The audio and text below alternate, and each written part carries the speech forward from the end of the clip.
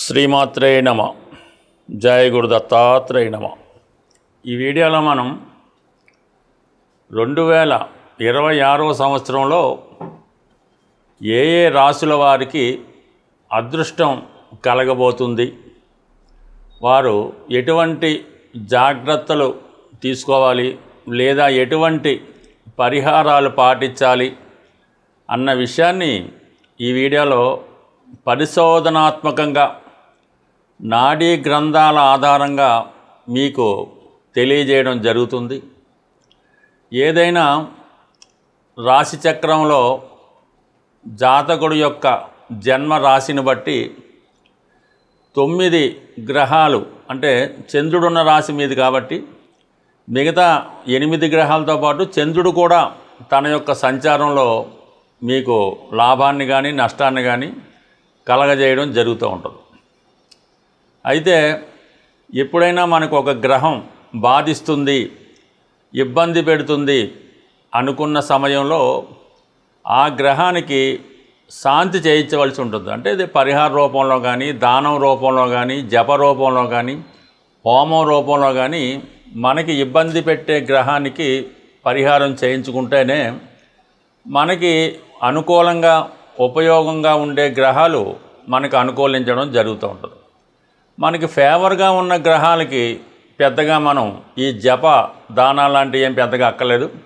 అయితే మనకి ఏ గ్రహం ఉపయోగపడుతుందో ఆ గ్రహం యొక్క అధిదేవత లేదంటే ఆ గ్రహానికి సంబంధించినటువంటి దేవతని ప్రసన్నం చేసుకోవడం వల్ల, ఆరాధన చేయడం వల్ల కంపల్సరీగా మనకి ఆ గ్రహం యాక్టివేట్ అయి శుభ ఫలితాలు ఇవ్వడం జరుగుతూ ఉంటుంది. అయితే జ్యోతిష శాస్త్ర ప్రకారం పెద్ద టెక్నిక్ ఏంటంటే, అసలు జాతకుడికి గోచారరీత్యా నడుస్తున్నప్పుడు ఏ గ్రహం ఉపయోగపడుతుంది, ఏ గ్రహం ఇబ్బంది పెడుతుంది అని తెలుసుకొని ఆ గ్రహానికి తగు విధంగా పరిహారాలు చేసుకుంటే కంపల్సరీగా మనకి ఆ గ్రహాల యొక్క ప్రభావం మన మీద పడి మనం పొందవలసినటువంటి శుభ ఫలితాలు పొందడం జరుగుతూ ఉంటుంది. అయితే ఏ గ్రహం కూడా, ప్రతి గ్రహం కూడా శుభ ఫలితం ఇవ్వగలదు, అలాగే చెడు ఫలితం, పాప ఫలితం కూడా ఇవ్వగలదు. ఏ స్థానంలో ఉన్నా ఎక్కడున్నా ఏదైనా ఒక గ్రహం ముందుగా చెడు ఫలితాన్ని ఇచ్చిన తర్వాతే శుభ ఫలితాలు ఇవ్వడం జరుగుతుంటుంది. కాబట్టి మనం ముందుగా గమనించి అది సమయానుకూలంగా గ్రహాల యొక్క దృష్టిని కూడా దృష్టిలో పెట్టుకొని ఏ గ్రహానికి శాంతి చేయించుకోవాలి, ఏ గ్రహం యొక్క దేవతను ఆరాధించాలన్న విషయాన్ని మనం ఈ వీడియోలో కేవలం రాశి చక్రంలో, అంటే మీ యొక్క జన్మరాశి ఆధారంగా తెలుసుకోవడం జరుగుతూ ఉంటుంది. మరింత లోతైన ఫలితాలు కావాలంటే మాత్రం లగ్నాన్ని బట్టి, జరుగుతున్న దశను లగ్నంగా తీసుకొని అనేక రకాలుగా మనం ఆలోచించవలసి ఉంటుంది. ఇప్పుడు కేవలం మనం చంద్రుడిని బేస్ చేసుకునే గ్రహాల యొక్క స్థితిగతులు, స్థానాలు తెలుసుకోవడం జరుగుతుంది. అలాగే ప్రతి గ్రహం కూడా వివాహ విషయంలో శుక్రుడిని, వ్యాపార విషయంలో బుధుడిని, ఆరోగ్య విషయంలో రవిని, ఇలాగ ప్రతి గ్రహాన్ని మనం ఆ గ్రహాల మీద గోచార సంచారాన్ని కూడా తెలుసుకొని చేయవలసి ఉంటుంది. బట్ ఏమైనా మనసే ప్రధానం కాబట్టి చంద్రుని ఆధారంగా తెలుసుకోవడం జరుగుతుంది. అందువల్ల ఏంటంటే ఈ వీడియోలో చెప్పిన విషయాన్ని కొంచెం జాగ్రత్తగా, లోతుగా అర్థం చేసుకొని తగు విధంగా మీరు దాన్ని పరిహారం చేయించుకుంటే కంప్లీట్గా మీకు మరింత మేలైన ఉత్తమ ఫలితాలు రావడం జరుగుతూ ఉంటుంది. మేషరాశి వారికి ఈ 2026వ సంవత్సరంలో ఏ గ్రహాలు అనుకూలించి అదృష్టాన్ని కలగజేస్తున్నాయి అన్న విషయాన్ని పరిశీలించే ముందు, మరి మేషరాశి వారికి అందరికీ తెలిసిన విషయమే, 12వ స్థానంలో శనిగ్రహ సంచారం జరుగుతుంది. దీనివల్ల ఈ రాశి వారికి ఆర్థిక పరంగా ఎక్కువ ధనం ఖర్చు అవ్వడం జరుగుతూ ఉంటుంది. అది ఇన్వెస్ట్మెంట్ కూడా చేయొచ్చు, కొన్ని సందర్భాల్లో వాళ్ళు నష్టం పోవచ్చు, వారు తీసుకునే నిర్ణయం బట్టి ఉంటుంది. అయితే మేషరాశి వారికి శని భగవానుడు 10, 11 స్థానాలకు అధిపతి. 10వ స్థానం అంటే కర్మస్థానం, చేస్తున్న వృత్తి, అది 12లో ఉండడం వల్ల వృత్తిలో కొన్ని మార్పులు వచ్చే అవకాశం ఉంది. వృత్తిరీత్యా దూర ప్రాంతం కానీ విదేశం కానీ వెళ్ళే అవకాశం ఉన్నది. అలాగే లాభాధిపతిగా ఉండడం, ఈ 1000 స్థానంలో ఉండడం వలన ఆదాయం కన్నా ఎక్కువ ఖర్చు రావడం జరుగుతూ ఉంటుంది. అంటే ఈ సమయంలో ఈ రాశివారు మరి శని భగవానుడికి తగు విధంగా పరిహారం చేసుకోవడం వల్ల ఏదైనా వృత్తిలో మంచి మార్పు వచ్చి విదేశం లాంటిది వెళ్ళే అవకాశం వస్తుంది. అలాగే ఏదన్నా గృహం లాంటిది మీరు కొనుక్కోవడం వల్ల ఆస్తి సొంత గృహం కొనుక్కుంటే కొంతవరకు మీకు ఈ సమయంలో రుణం చేయడం కూడా అప్పు చేయడం కూడా జరుగుతుంటుంది.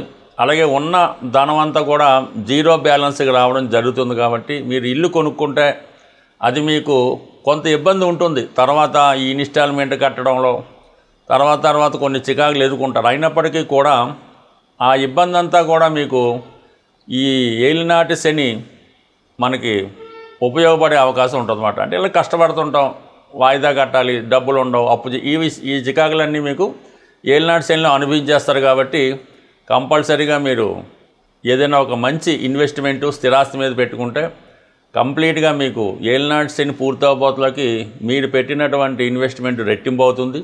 అయితే శని భగవానుడికి మీరు పరిహారం కంపల్సరీగా చేయించుకోవాలంటే మీరు ఎక్కువగా ప్రతి నిత్యం కూడా వీలైతే ప్రతిరోజు కూడా చాలా నియమంగా వ్యవహరించవలసి ఉంటుంది. ఎటువంటి అనాచారమైనటువంటి పనులు, వ్యసనాలకు సంబంధించినవి, అలాగే ఏవైతే మనకి ధర్మానికి విరుద్ధంగా కొన్ని ఉంటాయి కదా, వాటిలో పాల్గొకుండా నిజాయితీగా న్యాయసమ్మతంగా ఉంటూ చాలా సింపుల్ లైఫ్ గడుపుతూ ఉండాలి. అంటే చాలా వరకు వ్యసనాలకు దూరంగా ఉంటూ లిమిటెడ్గా ఖర్చు పెట్టుకుంటూ ఏదైనా సాధ్యమైనంత వరకు సింపుల్ లైఫ్ పాల్గొనడం వల్ల, అలాగే ఉన్నంతలోనే అడ్జస్ట్మెంట్ అవ్వడం వల్ల, అప్పు చేయకుండా జీవితాన్ని ముందుకు తీసుకెళ్తే శని ఆటోమేటిక్గా యోగిస్తాడు.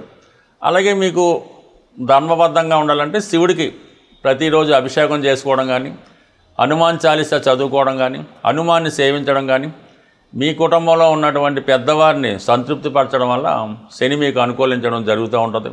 బట్ ఏదైనా మేషరాశి వారు శనిగ్రహానికి తప్పనిసరిగా పరిహారం చేయించుకోవాల్సి ఉంటుంది.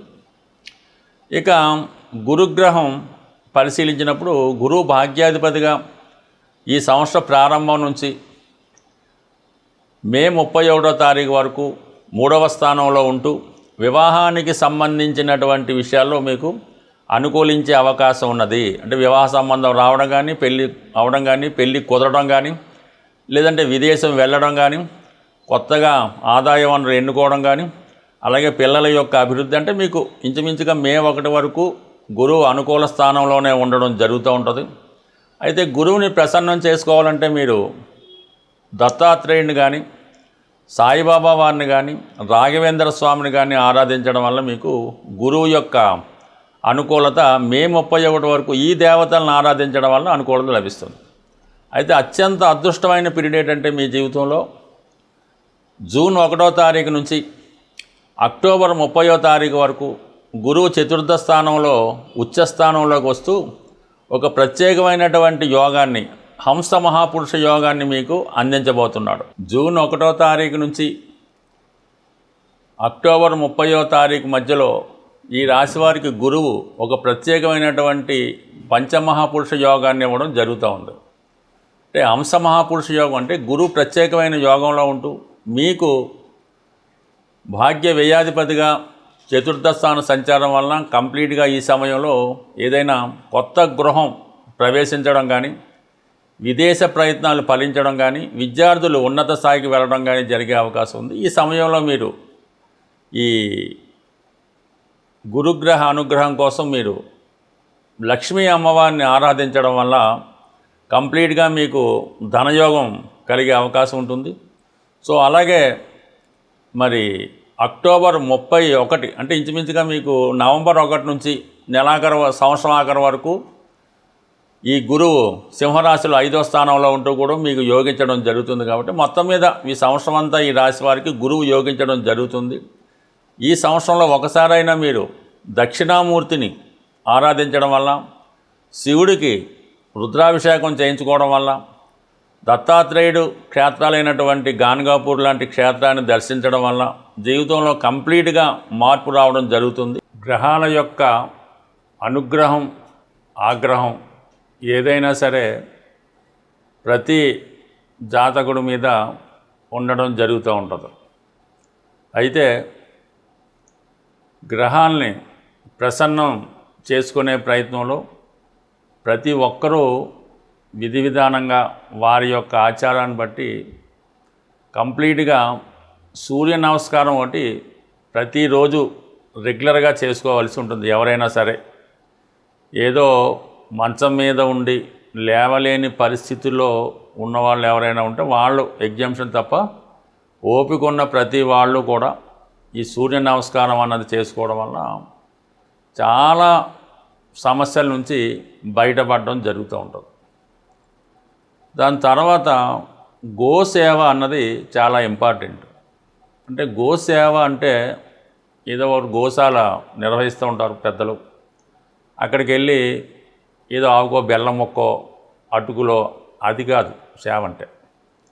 శుభ్రంగా అక్కడ ఉన్నటువంటి పరిసరాలు మన ఇల్లు ఎలాగైతే శుభ్రం చేసుకుంటామో గోవు యొక్క ఆ పరిసరాలు అన్నీ శుభ్రంగా నీట్గా పెట్టి గోవుకి ఏదన్నా చల్లని గాలి తగిలేలాగో ఈ దోమలు ఈగల నుంచి బాధపడకుండా వెరీ నీట్గా మనం ఎలాగైతే ఉంటామో ఆ గోవుకు కూడా అటువంటి సదుపాయం పెట్టిన తర్వాత దాని తర్వాత ఆవుకి ఇవ్వాల్సినటువంటి ఆహారం ఏమన్నా అది పరిశుద్ధమైనది అంటే ఏదైనా మిగిలిపోయిందో ఇంకోటో అలా కాకుండా శ్రద్ధగా మన పెద్దలకి పూర్వీకులకి దేవునికి ఏ విధంగా నైవేద్యం తయారు చేస్తామో ఆ విధంగా తయారు చేసి ఇది నానబెట్టాం మొలకలు ఏదన్నా సరే దాంట్లో ప్యూరిటీగా మీ అమ్మగారికి ఏ విధంగా పెడతారో ఆ విధంగా ఆ గోవుకి ఆహారం కూడా శుభ్రమైన ఒక ఇస్తిరాకులో చక్కగా పెట్టి ఆ ఆవు తింటున్నప్పుడు మరి ఒక 3 ప్రదర్శనలు చేసి నమస్కారం పెట్టుకోవడం వల్ల కంప్లీట్గా ఆ గోవు యొక్క అనుగ్రహాన్ని పొందడం జరుగుతూ ఉంటుంది.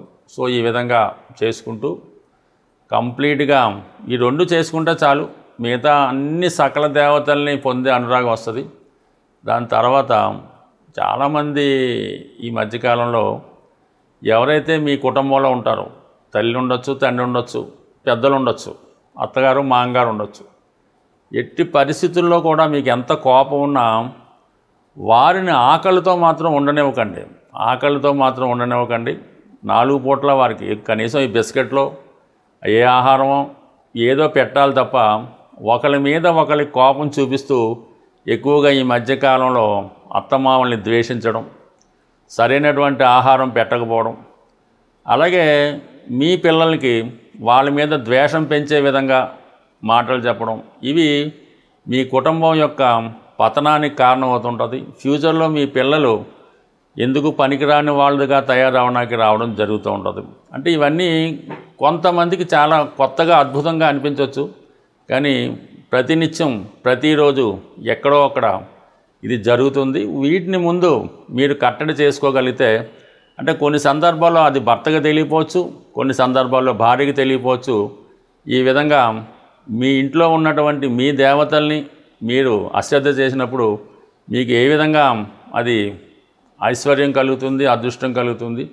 ఈ చిన్న చిన్న నియమాల్ని మీరు పాటించండి, ధర్మాన్ని కాపాడండి. అయితే మీ తల్లిదండ్రులని అత్తమామలనే కాకుండా మీ చుట్టుపక్కల ఎవరన్నా అంటే మనకు సేవ చేస్తున్న వాళ్ళు, మన దగ్గర పనిచేస్తున్న వాళ్ళు, కనీసం ఇరుగు పొరుగు వాళ్ళు, పిల్లలు కానీ పెద్దవాళ్ళు కానీ ఆకలితో ఉంటే అది ఎవరికి కూడా రాణించదు, దేశానికి కూడా అంత క్షేమం కాదు. సో ఈ చిన్న విషయాన్ని మీరు అర్థం చేసుకుంటే మీరు అదృష్టవంతులుగా మారడం, అన్నపూర్ణగా మారడం జరుగుతుంది. స్వస్తి.